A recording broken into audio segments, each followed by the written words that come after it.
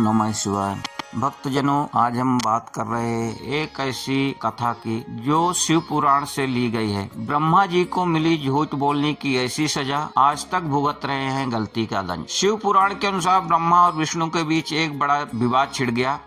इस विवाद का हल निकालने के लिए स्वयं भगवान शिव प्रकट हुए। विवाद के दौरान ब्रह्मा जी ने झूठ का सहारा लिया। यह देखकर शिव जी क्रोधित हो गए और उन्होंने ब्रह्मा जी को शाप दे दिया। ब्रह्मा जी को दिया गया यह शाप इतना भयानक था कि उसका प्रभाव कलयुग में भी दिखाई देता है। भगवान शिव को सांसारिक मोह माया से ऊपर माना जाता है। शिव के बारे में कहा जाता है कि उनका ना तो आरंभ है और ना ही अंत। शिव अंत और आरंभ से भी ऊपर हैं। शिव को सरलता प्रिय है। सरल लोगों का शिव हमेशा ही साथ देते हैं। शिव की न्याय प्रियता भी की शिव पुराण में मिलती है। एक समय की बात है, एक बार विष्णु जी अपने सहायकों एवं अनुचरों सहित शेष शैया पर शयन कर रहे थे। तब ब्रह्मा वेताओं में श्रेष्ठ ब्रह्मा जी स्वयं ही वहां जा पहुंचे और विष्णु जी को पुत्र कहकर पुकारा और कहने लगे, हे पुत्र उठो, मुझे देख, मैं तुम्हारा ईश्वर और परमपिता परमात्मा हूँ, मेरी आराधना करो। ब्रह्मा जी की बात सुनकर विष्णु जी को क्रोध आया, लेकिन वे उसे दबाकर बोले,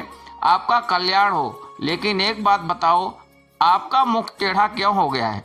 विष्णु जी ने ब्रह्मा जी के चौथे सिर को देखकर कहा। इस पर ब्रह्मा जी ने कहा, समय के फेर से तुम्हें अभिमान हो गया है। हे पुत्र, मैं तुम्हारा संरक्षक ही नहीं हूँ, किंतु समस्त जगत का पिता मैं हूँ। यह सुनकर विष्णु जी ने कहा, आप स्वयं ही अपना बड़प्पन बता रहे हैं। आपके लिए किसी ने तो विनम्र शब्द नहीं कहे, लेकिन आप स्वयं ही अपनी प्रशंसा किए जा रहे हैं। विष्णु जी की बात सुनकर ब्रह्मा जी बहुत क्रोधित हुए। ब्रह्मा जी क्रोधित होकर बोले, सारा जगत तो मुझ में निवास करता है। तुम मेरे ही नाभि कमल से प्रकट हुए हो और मुझसे ही ऐसी बातें करते हो। नंदिकेश्वर कहते हैं कि जब इस प्रकार रजोगुण से मुग्ध उन दोनों महान भावों में विवाद होने लगा, तब वे दोनों अपने को प्रभु कहते कहते एक दूसरे का वध करने पर उतारू हो गए और युद्ध छिड़ गया। हंस और गरुड़ पर बैठे दोनों अमर ईश्वर परस्पर युद्ध करने लगे। उनके वाहन भी लड़ने लगे। देवता आकाश से देखकर चिंतित होने लगे।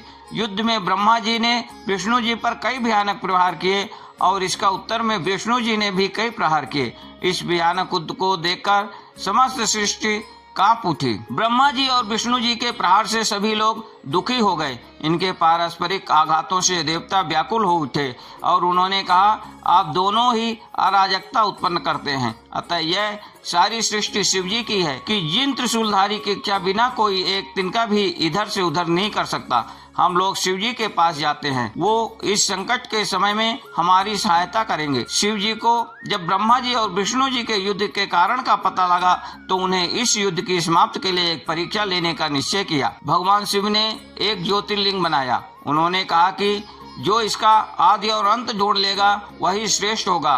भगवान विष्णु ने पशु का रूप धारण किया और धरती और पाताल में जाकर ज्योतिर्लिंग का अंत ढूंढने लगे। ब्रह्मा जी ज्योतिर्लिंग का राज जानने आकाश की तरफ बढ़ने लगे। दोनों देवताओं ने बहुत कोशिश की, लेकिन ज्योतिर्लिंग का आदि और अंत नहीं मिला। अंत में विष्णु जी ने हार मान ली। उन्होंने शिव जी के सामने स्वीकार किया कि वह ज्योतिर्लिंग का अंत नहीं खोज पाए, जबकि ब्रह्मा जी को जीतने का एक उपाय सूझा और वे अपने साथ केतकी के फूल को साक्षी बनाकर लाए कि उन्होंने ज्योतिर्लिंग का अंत खोज लिया है। भगवान शिव तो प्रकृति के हर सत्य को जानने वाले हैं, तो भला उनसे ब्रह्मा जी का झूठ कैसे छुप पाता। उन्होंने केतकी के फूल से सत्य कहने को कहा, लेकिन केतकी के फूल ने भी झूठ बोल दिया। इस पर भगवान शिव ने क्रोधित होकर ब्रह्मा जी से कहा, एक झूठ बोलने वाला देवता सम्माननीय नहीं हो सकता, इसलिए आप परम पिता बनकर भी श्रेष्ठ नहीं हैं। यह कहकर शिव ने भैरव नामक अपने एक अवतार को प्रकट किया।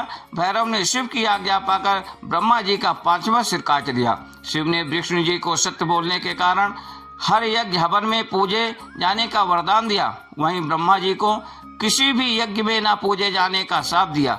इस श्राप के प्रभाव से ही ब्रह्मा जी के केवल 2 ही मंदिर हैं और यज्ञ हवन में ब्रह्मा जी की पूजा नहीं की जाती। वहीं झूठ बोलने के कारण केतकी का फूल भी भगवान शिव को पूजा में नहीं चढ़ाया जाता। ओम नमः शिवाय।